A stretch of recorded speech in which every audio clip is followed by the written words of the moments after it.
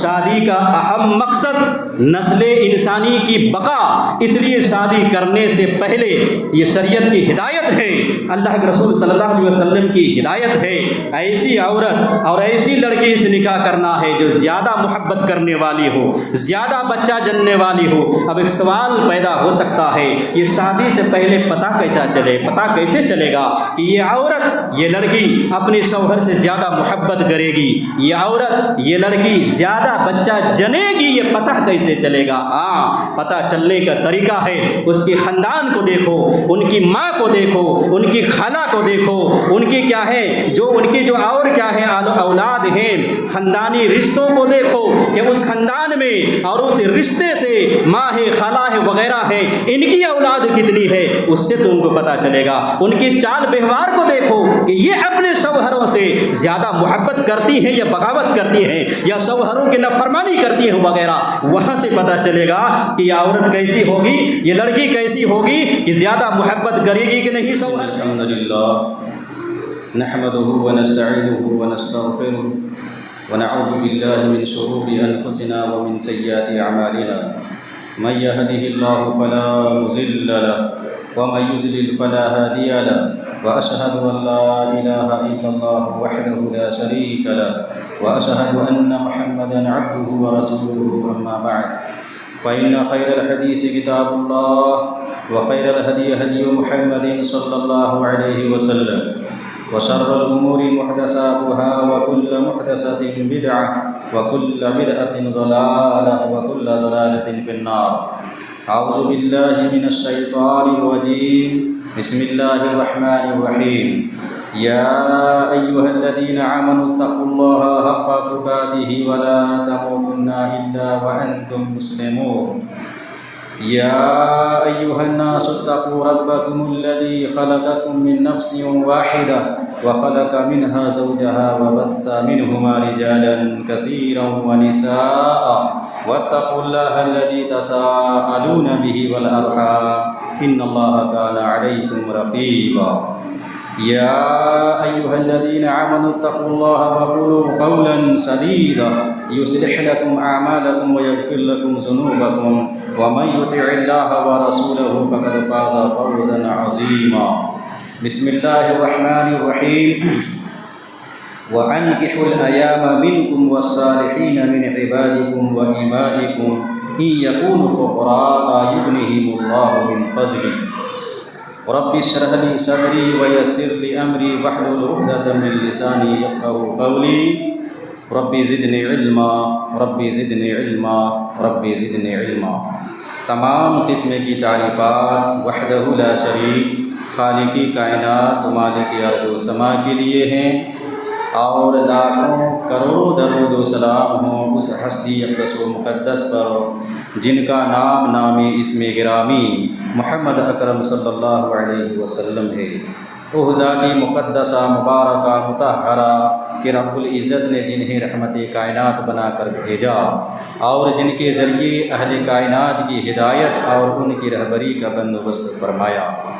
محمد الرسول اللہ صلی اللہ علیہ وسلم اس دنیا میں اللہ کے آخری نبی، آخری رسول بنا کر مبعوث کیے گئے، جنہوں نے دنیائے انسانیت کے سامنے ایک مکمل نظام زندگی اور ایک مکمل نظام حیات پیش کیا ہے۔ قرآن نے اسے اسلام سے تعبیر کیا ہے، ان الدین عند اللہ الاسلام، کہ اللہ تعالیٰ کے نزدیک دین صرف اسلام ہے، اور اسلام کے علاوہ جو بھی دین اور مذہب اس دنیا میں پایا جاتا ہے اللہ رب العالمین کی نظر میں اسے کوئی حیثیت اور درجہ حاصل نہیں ہے۔ محمد الرسول اللہ صلی اللہ علیہ وسلم کی نبی بننے کے بعد اب تمام انسانوں کے لیے ضروری ہے کہ ان کے اوپر ایمان لائے، ان کی لائی ہوئی شریعت کے مطابق زندگی گزارے، زندگی کے ہر شعبے میں، ہر موڑ میں جناب محمد الرسول اللہ صلی اللہ علیہ وسلم کو اپنا آئیڈیل اور نمونہ تسلیم کرے۔ تو جو شخص جناب محمد الرسول اللہ کو اپنا آئیڈیل اور نمونہ تسلیم کرتا ہے ان کے لیے دنیا اور آخرت میں کامیابی ہے، اور جو شخص ان کو اپنا آئیڈیل اور نمونہ تسلیم نہیں کرتا ہے ان کے لیے دنیا اور آخرت میں ہلاکت ہے، بربادی ہے، تباہی ہے۔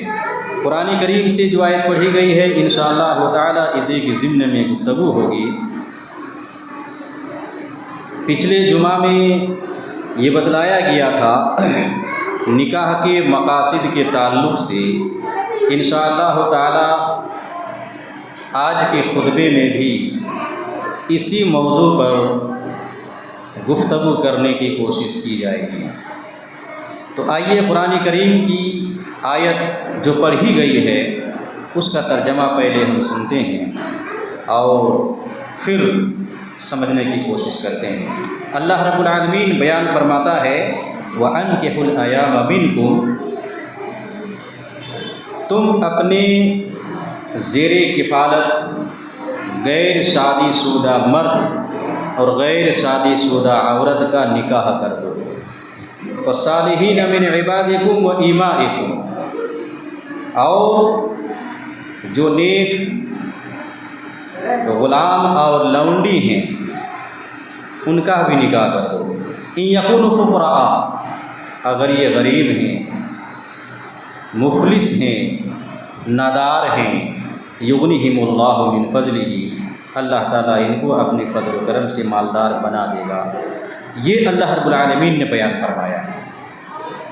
تو اس میں بتلایا گیا ہے اللہ رب العالمین نے ولیوں کو یہ حکم دیا ہے کہ اپنے زیر کفالت مرد اور عورت جو غیر شادی شدہ ہیں ان کا نکاح کر دینا، یہ ولیوں کو حکم دیا جا رہا ہے۔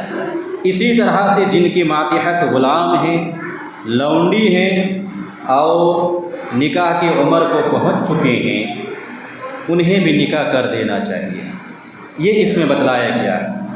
اگر یہ سب غریب ہیں، نادار ہیں، مفلس ہیں تو اس کی فکر نہیں کرنی چاہیے کہ ان کے پاس ابھی مال نہیں ہے، دولت نہیں ہے، یا رہنے کے لیے گھر نہیں ہے وغیرہ، اس کی کوئی فکر کرنے کی ضرورت نہیں ہے۔ اللہ کہتا ہے یغنیہم اللہ، اللہ ان کو مالدار بنا دے گا اپنے فضل و کرم سے۔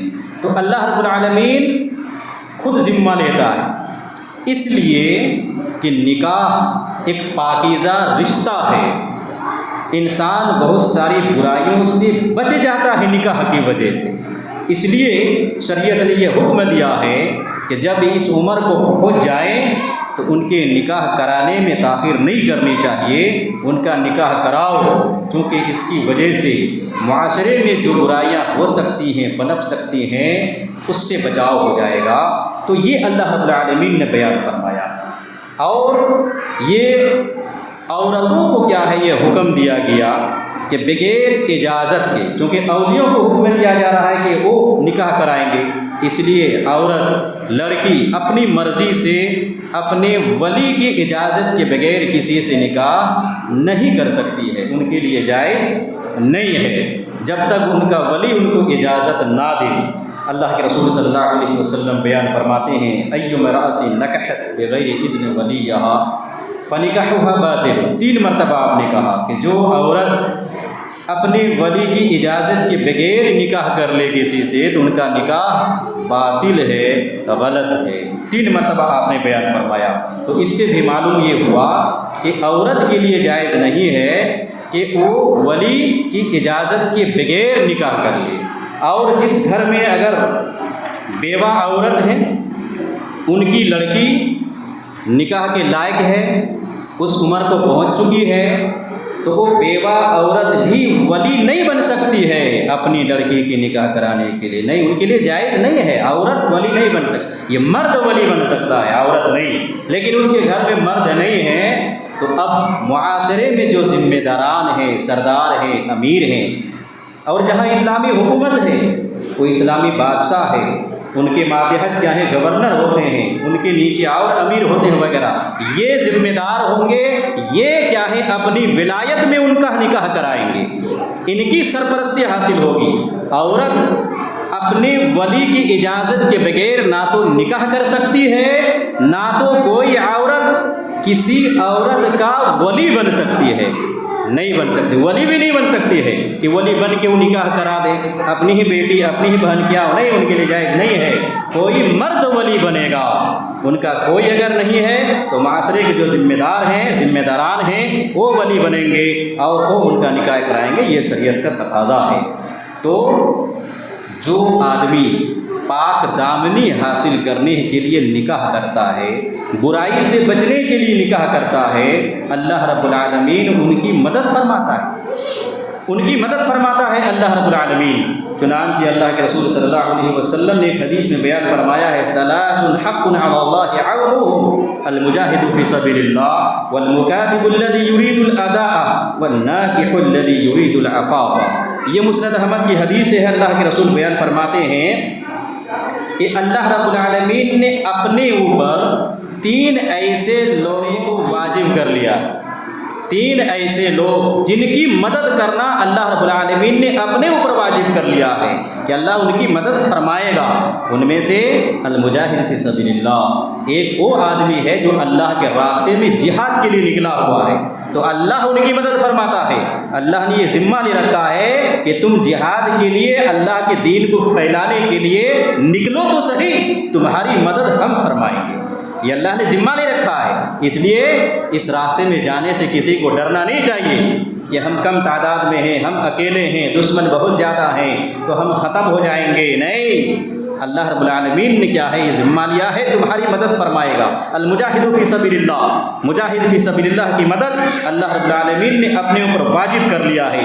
والمکاتب الذی یرید الاداء، اور اسی طرح سے وہ مکاتب، وہ غلام جس نے اپنے مالک سے مکاتبت کر لی ہے۔ مکاتبت اصل میں کہتے ہیں کہ غلام اپنے مالک سے یہ بات کر لے کہ کچھ پیسہ، کچھ روپیہ، جتنے میں دونوں کے درمیان بات ہو جائے کہ اتنا ہم آپ کو اگر دے دیتے ہیں تو کیا آپ ہم کو آزاد کر دیں گے، غلامی سے آزاد کر دیں گے؟ اور مالک اگر راضی ہو جائے کہ ٹھیک ہے تم اتنا روپیہ اتنے دنوں تک تم مجھے دے دو، پھر کیا ہے تم آزاد ہو جاؤ گے۔ تو اب یہ غلام کیا ہے، مکاتب ہے، یہ غلام مکاتب ہے، اپنے مالک سے انہوں نے جب اس طرح کی بات کر لی ہے تو اب اس پیسے کے انتظام میں یہ غلام اب لگ جاتا ہے۔ تو اللہ کے رسول کہتے ہیں کہ اس غلام کی مدد اللہ رب العالمین اپنے ذمے لے لیتا ہے کہ اس کی مدد فرماتا ہے۔ المکاتب الذی یرید الاداء، جن کی نیت یہ ہے کہ مالک سے جتنے پیسے میں بات ہوئی ہے ان کے وہ پیسے وہ ادا کریں گے، اور ادھر ادھر سے کیا وہ پیسے جمع کر رہے ہیں اس کی فکر میں لگے ہوئے ہیں، تو اللہ رب العالمین نے اپنے اوپر اس کی مدد کو واجب کر لیا ہے۔ یہ دوسرا آدمی ہے۔ تیسرا وہ آدمی ہے والناکح الذی یرید العفاف، ایک وہ آدمی جو پاک دامنی کی خاطر برائی سے بچنے کے لیے نکاح کرنا چاہتا ہے، شادی کرنا چاہتا ہے تاکہ وہ برائی سے بچ جائیں، بدکاری سے بچ جائیں، زناکاری سے بچ جائیں، گناہوں سے بچ جائیں، پاک دامنی اختیار کرنے کے لیے نکاح کرنا چاہتا ہے۔ بندہ غریب ہے، مال نہیں ہے، پیسہ نہیں ہے، گھر نہیں ہے، رہائش نہیں ہے، لیکن ضرورت ہے نکاح کرنے کی، اس کی طاقت ہے، وہ ایک جنسی بھوک ہے، اسے بھی مٹانا ایک مرد کے لیے اور ایک عورت کے لیے ضروری ہے تاکہ معاشرہ پاک و صاف رہ سکے۔ تو اللہ کے رسول صلی اللہ علیہ وسلم بیان فرماتے ہیں اس آدمی کی بھی مدد اللہ رب العالمین اپنے اوپر واجب کر لیتا ہے۔ تو 3 آدمی کی مدد اللہ رب العالمین اپنے اوپر واجب کر لیتا ہے اور اس کی مدد فرماتا ہے۔ تیسرا وہ نکاح کرنے والا جو پاک دامنی چاہتا ہے نکاح کے ذریعے سے اور برائی سے بچنا چاہتا ہے تو اللہ ان کی مدد فرماتا ہے۔ اس لیے آدمی کے پاس اگر مال و متاع نہ ہو اور نکاح کی عمر کو پہنچ گیا ہے اور شدید ان کی ضرورت ہے تو ان کو نکاح کر لینا چاہیے، اللہ مدد فرمائے گا۔ یہ اللہ کے رسول صلی اللہ علیہ وسلم نے بیان فرمایا ہے۔ تو یہ بتلایا جا رہا تھا کہ نکاح پاک دامنی کا راستہ ہے، برائی سے بچنے کا راستہ ہے، ایک پاکیزہ رشتہ ہے، اس لیے اس میں تاخیر انسان کو نہیں کرنی چاہیے، اور جو لوگ سرپرست ہیں، اولیاء ہیں، انہیں اس معاملے میں جلدی کرنی چاہیے۔ اور اسی طرح سے نکاح انبیاء کرام جتنے رسول انبیاء گزرے ہیں یہ ان کی سنت ہے، نکاح یہ سنت ہے، انبیاء کی سنت ہے۔ چنانچہ اللہ رب العالمین بیان فرماتا ہے وَلَقَدْ أَرْسَلْنَا رُسُلًا مِّن قَبْلِكَ وَجَعَلْنَاهُمْ أَزْوَاجًا وَذُرِّيَّةً۔ یہ اللہ رب العالمین نے بیان فرمایا کہ اے نبی پاک صلی اللہ علیہ وسلم، آپ سے پہلے ہم نے جتنے بھی رسول اور نبی بھیجے ہیں یہ سب کے سب وَجَعَلْنَا، ان سب کو ہم نے بیوی بچوں والا بنایا تھا۔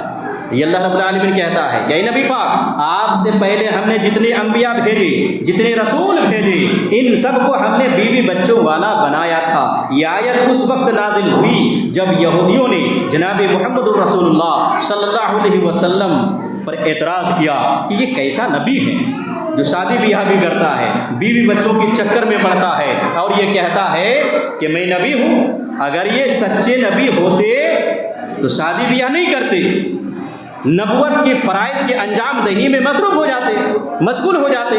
جو اللہ تعالیٰ نے ان کو کام دیا تھا، نبوت والا کام، لوگوں کو سیدھے راستے پر لانا، توحید کا راستہ دکھلانا، شرک اور کفر سے لوگوں کو کیا ہے بچانا، یہ اللہ تعالیٰ نے ان کو حکم دے کر بھیجا ہے، تو ان کو انہی کاموں میں لگ جانا چاہیے تھا، دنیا کے چکر میں نہیں پڑنا چاہیے تھا اور ان کو شادی بیاہ نہیں کرنا چاہیے تھا۔ لیکن یہ محمد شادی بیاہ بھی کرتے ہیں، بیوی بچے بھی ان کے ہیں، اور یہ کہتے ہیں کہ یہ نبی۔ یہود اعتراض کرتے تھے، اس اعتراض کے ذریعے سے جناب محمد الرسول اللہ کو غلط ثابت کرنا چاہتے تھے کہ محمد الرسول اللہ یہ سچے نبی نہیں ہیں۔ تو اللہ رب العالمین نے یہ آیت اتاری اور کہا وَلَقَدْ أَرْسَلْنَا رُسُلًا مِّن قَبْلِكَ وَجَعَلْنَا لَهُمْ أَزْوَاجًا وَذُرِّيَّةً۔ اے نبی پاک، ہم نے کیا ہے آپ سے پہلے جتنے انبیاء بھیجے ہیں، جتنے رسول بھیجے ہیں، ان سب کو ہم نے بیوی بچوں والا بنایا تھا۔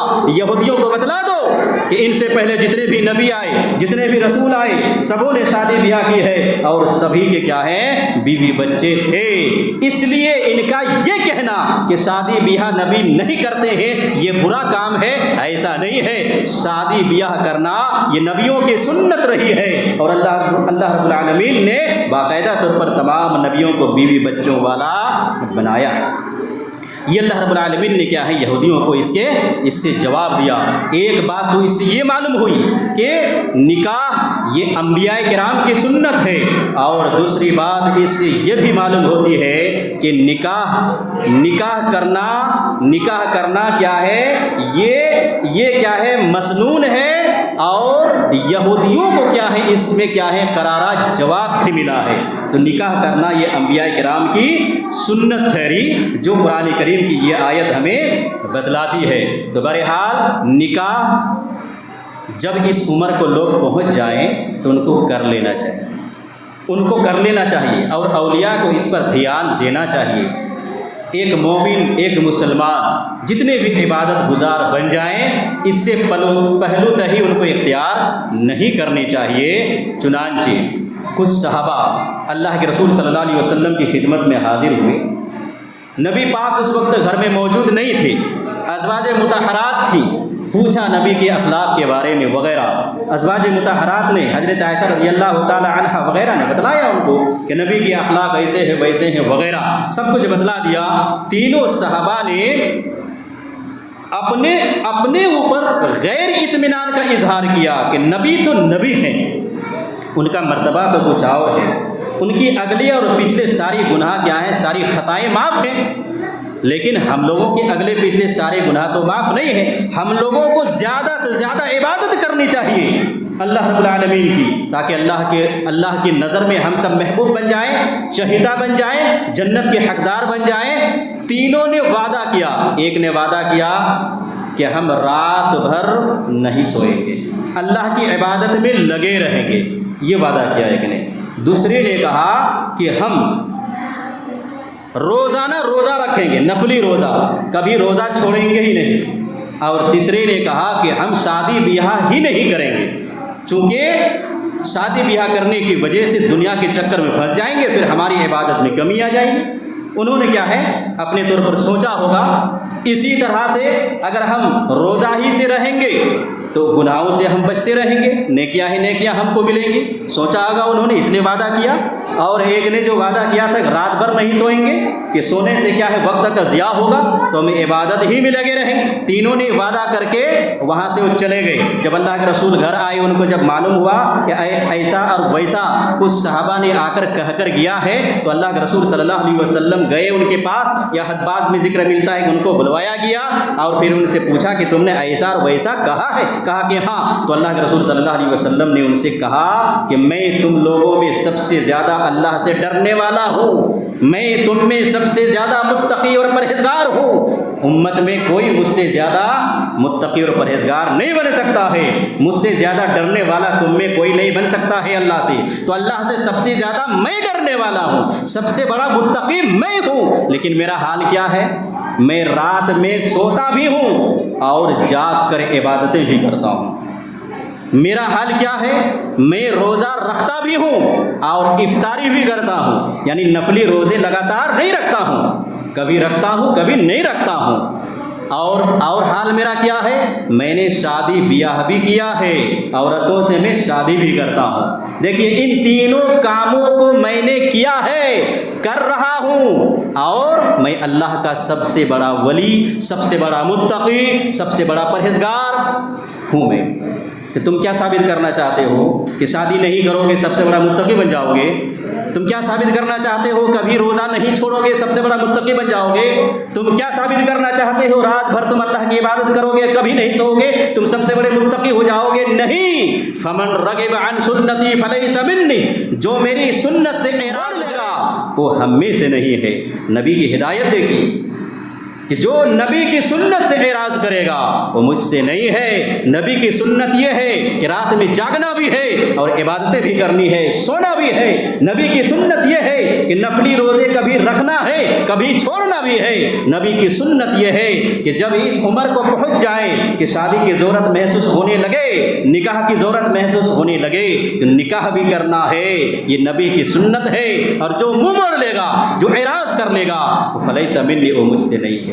کیا معلوم ہوا کہ نکاح کرنا، شادی کرنا یہ نبی کی سنت ہے، اور قرآن کی آیت سے معلوم ہوا کہ انبیاء کرام کی سنت رہی ہے۔ تو خلاصہ کلام یہ ہے کہ شادی بیاہ یہ انبیاء کی سنت ہے اور نبی کی سنت ہے۔ اور یہ بھی ہے جب آدمی نکاح کر لیتا ہے، شادی کر لیتا ہے، آدھا دین ان کا مکمل ہو جاتا ہے۔ ایک حدیث میں اللہ کے رسول نے بیان فرمایا، صحیح الترغیب و ترہیب کی حدیث سے کہتے ہیں اذا تجوز العبد فقد استکمل نصف الدین فلیتق اللہ فالنصف الباقی۔ اللہ کے رسول کہتے ہیں جب بندہ شادی کر لیتا ہے، نکاح کر لیتا ہے تو آدھا دین اس نے مکمل کر لیا، آدھا دین اس کا مکمل ہو گیا۔ فلیتق اللہ فالنصف الباقی، اب آدھے دین کے بارے میں ان کو اللہ سے ڈرنا چاہیے۔ یہ اللہ کے رسول صلی اللہ علیہ وسلم نے بیان فرمایا۔ ایک اور حدیث میں ہے من رزقہ اللہ امرأة صالحہ فقد اعانہ علی شطر دینہ فلیتق اللہ فی شطر الباقی۔ اللہ کے رسول بیان فرماتے ہیں کہ اللہ رب العالمین جس کو نیک بیوی عطا کر دے، نیک عورت جس کو عطا کر دے اللہ تعالیٰ، فقد اعانہ علی شطر دینہ، تو گویا اللہ تعالیٰ نے اس کے آدھے دین پر مدد فرما دی ہے، گویا اللہ تعالیٰ نے اس کے آدھے دین پر مدد فرما دی ہے اس کی، یعنی آدھے دین پر چلنا ان کے لیے آسان کر دیا ہے۔ فلیتق اللہ فی النصف الباقی، اب ان کو آدھے دین کے بارے میں اللہ سے ڈرنا چاہیے۔ اب ان کو کیا ہے، آدھے دین جو باقی ہیں ان کے، ان پر صحیح ڈھنگ سے کیا ہے چلنا چاہیے، سنت کا اقتداء کرنی چاہیے، اور اللہ رب العالمین کے قوانین کا لحاظ کرنا چاہیے وغیرہ۔ تو معلوم یہ ہوا ان دونوں حدیثوں سے کہ شادی کر لینا، نکاح کر لینا یہ نصف ایمان کے برابر ہے۔ گویا کہ آدھا ایمان ان کا مکمل ہو گیا، آدھا دین ان کا مکمل ہو گیا، اور اللہ رب العالمین نے آدھے دین پر چلنا اس کے لیے آسان کر دیا ہے۔ یہ ہے شادی۔ اب جب انسان شادی کرتا ہے، کیوں شادی کرتا ہے؟ کیوں؟ ان کی اغراض و مقاصد کیا ہیں؟ چند اغراض و مقاصد میں آپ کے سامنے بیان کروں گا انشاءاللہ تعالی۔ پہلا مقصد شادی کرنے کا کہ اس رشتے کے ذریعے سے دونوں کو سکون ملتا ہے، مرد کو بھی سکون ملتا ہے، عورت کو بھی سکون ملتا ہے۔ انسان پیٹ کی بھوک کو بجھانے کے لیے کتنی محنتیں کرتا ہے۔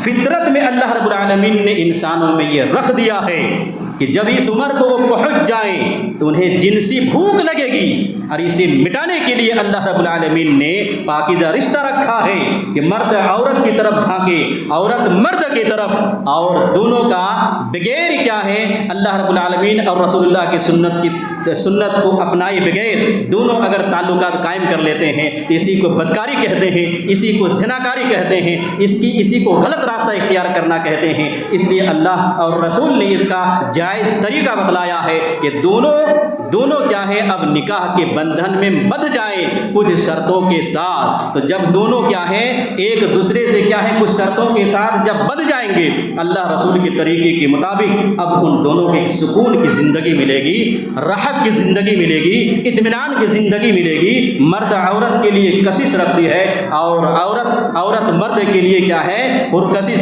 دونوں ایک دوسرے کے لیے کیا ہے کشش کے مقام ہیں، دونوں ایک دوسرے کو کیا ہے چاہتے ہیں۔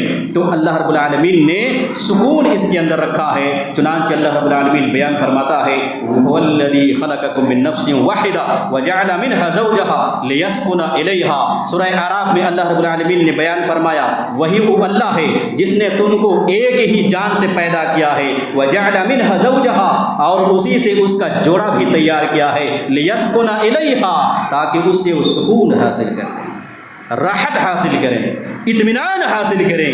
اللہ رب العالمین نے نکاح کو سکون کا ذریعہ بتلایا ہے، راحت کا ذریعہ بتلایا ہے، اطمینان کا ذریعہ بتلایا ہے۔ هو الذی خلقکم من نفس واحدہ، وہی وہ ذات ہے، وہی وہ اللہ ہے جس نے تم کو پیدا کیا ایک جان سے، وجعل منها زوجها، اور اسی سے اس کا جوڑا بنایا ہے، لیسکن الیہا، کیوں جوڑا بنایا ہے؟ تاکہ اس سے وہ سکون حاصل کریں گے۔ تو معلوم یہ ہوا قرآن کریم کے اس آیت سے نکاح کے بندھن میں بندھنے کے بعد دونوں ایک دوسرے سے سکون حاصل کرتے ہیں، راحت محسوس کرتے ہیں، اطمینان کی زندگی کیا ہے گزرتی ہے اور سکون کی زندگی گزرتی ہے۔ یہ اللہ رب العالمین نے بیان فرمایا، اور اللہ کے رسول صلی اللہ علیہ وسلم نے ایک حدیث میں بیان فرمایا ہے حبب الی من دنیاکم ثلاث، تمہاری دنیا کے 3 چیزیں مجھے سب سے زیادہ پسند ہیں۔ ان میں سے اللہ کے رسول نے بیان فرمایا الطیب والنساء، خوشبو مجھے بہت زیادہ پسند ہے جو دنیا کی چیز ہے، والنساء، اور عورت مجھے بہت زیادہ پسند ہے جو دنیا کی چیز ہے، وجعلت قرۃ عین فی الصلاۃ، اور نماز میں میری آنکھوں کی ٹھنڈک رکھی گئی۔ یہ 3 چیزیں مجھے دنیا میں بہت زیادہ پسند ہے، اللہ کے رسول کہتے ہیں خوشبو، عورت اور نماز پڑھنا، چونکہ اس کی وجہ سے میری آنکھوں کو ٹھنڈک محسوس ہوتی ہے، مجھے سکون ملتا ہے، مجھے اطمینان حاصل ہوتا ہے۔ نماز میں اطمینان ہے، نماز میں سکون ہے، نماز میں راحت ہے۔ اب جو لوگ نماز چھوڑ کے سکون تلاش کر رہے ہیں، اطمینان تلاش کر رہے ہیں، راحت تلاش کر رہے ہیں، وہ کبھی کیا ہے سکون کی زندگی نہیں گزار سکتے، اطمینان کی زندگی نہیں گزار سکتے، اور راحت کی زندگی نہیں گزار سکتے۔ وہ ظاہری طور پر آپ دیکھیں گے لیکن اندرونی طور پر کیا ہے کہ بے نمازی کیا ہے کبھی سکون کی زندگی ان کو نہیں ملتی ہے۔ ان کے ذہن و دماغ میں جب بھی اذان ہوتی ہے یہ کھٹکتا ہے کہ مجھے کیا ہے دربار الہی میں بلایا جا رہا ہے، میں باغی ہوں، میں مسجد نہیں پہنچ رہا ہوں۔ ان کا دل کھٹکتا ہے لیکن مردہ ہو جاتا ہے دل، شیطان پھر اس کو کیا ہے بہکاتا ہے، پھر رک جاتا ہے مسجد آنے کے لیے، رک جاتا ہے نماز پڑھنے سے۔ وہ بے چین ہوتا ہے ضرور، تھوڑی دیر کے لیے سوچتا ہے کہ میں غلط کر رہا ہوں، میں گناہ گار ہوں، قلبی سکون کبھی حاصل نہیں ہو سکتا ہے۔ اللہ کے رسول صلی اللہ علیہ وسلم نے بیان فرمایا نماز میں میری آنکھوں کی ٹھنڈک ہے، نماز سکون کا ذریعہ ہے، عورت سکون کا ذریعہ ہے، خوشبو سکون کا ذریعہ ہے۔ یہ تینوں چیزیں تمہاری دنیا کی ہیں لیکن مجھے سب سے زیادہ پسند ہیں، یہ اللہ کے رسول صلی اللہ علیہ وسلم نے بیان فرمایا۔ معلوم یہ ہوا اس حدیث سے اور قرآن کریم کی آیت سے کہ اس دوادی زندگی میں سکون ملتا ہے، راحت ملتی ہے، اطمینان ملتا ہے۔ شادی بیاہ کی وجہ سے آدمی چین و سکون کی زندگی کو کیا ہے گزارتا ہے، اور شادی بیاہ کر لینے کی وجہ سے ایک فائدہ تو میں نے یہ بتلایا قرآن و احادیث کی روشنی میں کہ اس کی وجہ سے سکون حاصل ہوتا ہے، قلبی سکون حاصل ہوتا ہے، ذہنی سکون حاصل ہوتا ہے، بدنی سکون حاصل ہوتا ہے، راحت ملتی ہے، سکون ملتا ہے، اطمینان ملتا ہے۔ ایک تو فائدہ یہ ہے، اور دوسرا فائدہ جو شریعت نے بتلایا ہے وہ نسل انسانی کی بقا ہے۔ شادی محض لطف اندوزی کے لیے نہیں، شادی صرف کیا ہے عیاشی کرنے کے لیے نہیں، شادی صرف کیا ہے کسی کی کیا ہے عزت سے کھلواڑ کرنے کے لیے نہیں، بلکہ ایک اہم مقصد ہے۔ اس کی وجہ سے شریعت اسلامیہ نے شادی کے دروازے کو کھلا رکھا ہے، بلکہ اس کو واجب قرار دیا ہے، وہ ہے نسل انسانی کی بقا، کہ اس کے ذریعے سے انسانی نسل کا تحفظ ہوتا ہے، بقا ہوتی ہے، قیامت تک کیا ہے آدم کی نسل چل سکے اور صحیح طور پر چل سکے، یہ شادی کا اہم مقصد ہے۔ چنانچہ اللہ کے رسول صلی اللہ علیہ وسلم نے ایک حدیث میں بیان فرمایا ہے، چنانچہ ماقل ابن یاسر رضی اللہ تعالی عنہ کہتے ہیں کہ اللہ کے رسول صلی اللہ علیہ وسلم کے پاس ایک آدمی آیا اور اس نے کہا، اللہ کے رسول صلی اللہ علیہ وسلم مجھے ایک ایسی عورت ملی ہے جو بہت زیادہ حسب نسب والی ہے، عزت دار گھرانے کی ہے، بڑے خاندان کی ہے اور بڑی خوبصورت بھی ہے، یہ بھی بتلایا، بڑی خوبصورت بھی ہے اور حسب نسب والے گھرانے کی ہے، مجھے ایک ایسی عورت ملی ہے، لیکن بچہ جننے والی عورت نہیں ہے، کیا میں ان سے نکاح کر لوں؟ اللہ کے رسول صلی اللہ علیہ وسلم نے کہا کہ نہیں، اللہ کے رسول صلی اللہ علیہ وسلم نے کہا کہ نہیں، اس سے نکاح نہیں کرنا ہے۔ دیکھیے، عورت صرف کیا ہے سکون کا ذریعہ ہوتی، اطمینان کا ذریعہ ہوتی، راحت کا ذریعہ ہوتی، تو اللہ کے رسول کہتے ہیں ان سے نکاح کر لو، چونکہ اس عورت کے ذریعے سے اس آدمی کو قلبی سکون ملتا، ذہنی سکون ملتا، اطمینان ملتا، لیکن اللہ کے رسول نے کہا کہ نہیں، اس لیے کہ دوسرا اہم جو نقطہ شریعت کو مطلوب ہے، اہم جو مقصد شریعت کو مطلوب ہے، وہ نسل انسانی کی بقا ہے، اور اس عورت کی نکاح اور اس عورت کو شادی کرنے کی وجہ سے وہ چیز نہیں ہو پائے گی، تو اللہ کے رسول صلی اللہ علیہ وسلم نے کہا کہ نہیں، اس سے نکاح نہیں کرنا ہے۔ تو اللہ کے رسول نے ان کو بتلایا، تزوج الودود الولود فانی مکاثر بکم الامم، یہ ابو داؤد کی حدیث ہے اور صحیح ہے۔ اللہ کے رسول صلی اللہ علیہ وسلم بیان فرماتے ہیں، تم بہت زیادہ بچہ جننے والی، بہت زیادہ شوہر سے محبت کرنے والی عورت سے نکاح کرو۔ کیا کہا اللہ کے رسول نے؟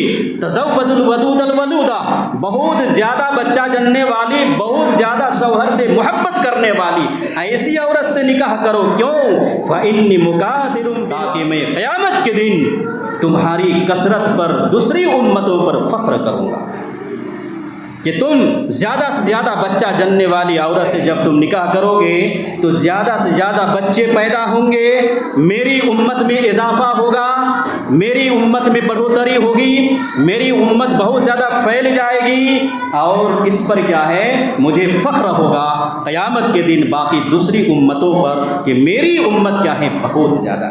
فإنی مکاثر بکم الامم، تو یہ اللہ کے رسول صلی اللہ علیہ وسلم کی ہدایت ہے۔ شادی کا اہم مقصد نسل انسانی کی بقا، اس لیے شادی کرنے سے پہلے یہ شریعت کی ہدایت ہے، اللہ کے رسول صلی اللہ علیہ وسلم کی ہدایت ہے، ایسی عورت اور ایسی لڑکی سے نکاح کرنا ہے جو زیادہ محبت کرنے والی ہو، زیادہ بچہ جننے والی ہو۔ اب ایک سوال پیدا ہو سکتا ہے، یہ شادی سے پہلے پتہ کیسے چلے گا کہ یہ عورت، یہ لڑکی اپنے شوہر سے زیادہ محبت کرے گی، یہ عورت، یہ لڑکی زیادہ بچہ جنے گی، یہ پتہ کیسے چلے گا؟ ہاں، پتہ چلنے کا طریقہ ہے، اس کے خاندان کو دیکھو، ان کی ماں کو دیکھو، ان کی خالہ کو دیکھو، ان کی کیا ہے ان کی جو اور کیا ہے اولاد ہیں، خاندانی رشتوں کو دیکھو کہ اس خاندان میں اور اس رشتے سے ماں ہے، خالہ ہے، وغیرہ ہے، ان کی اولاد کتنی ہے، اس سے تم کو پتہ چلے گا۔ ان کی چال بہوار کو دیکھو کہ یہ اپنے شوہروں سے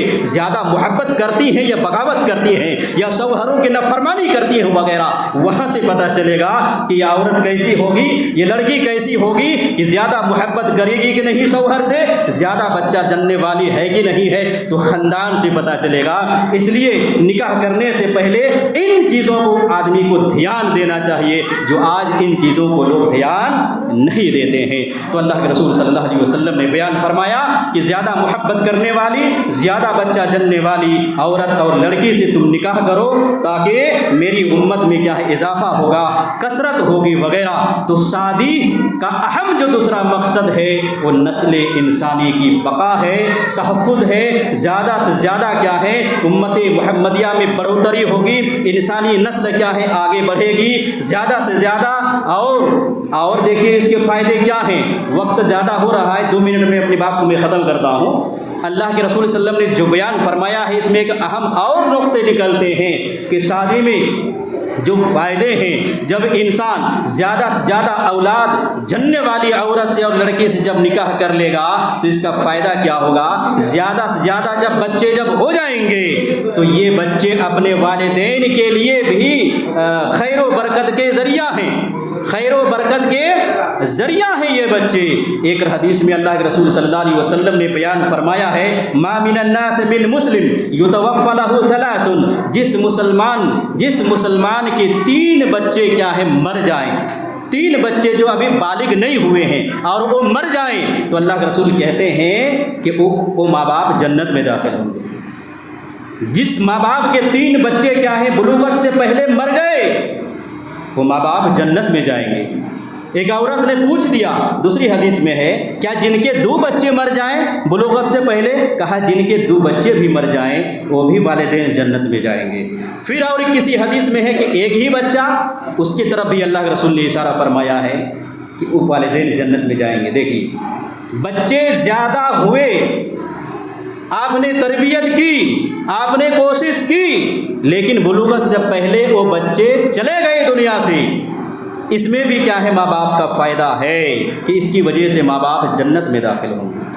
اگر بچے کیا ہیں بڑے ہو گئے اور ماں باپ پہلے مر گئے تب بھی ماں باپ کو فائدہ ہے کہ بچے نیک ہوئے وغیرہ, تو یہ بچے ماں باپ کے لیے صدقہ جاریہ ہوں گے کہ ماں باپ کے لیے اولاد جو بھی دعا کرتی ہے وہ دعا ماں باپ کے حق میں قبول ہوتی ہے.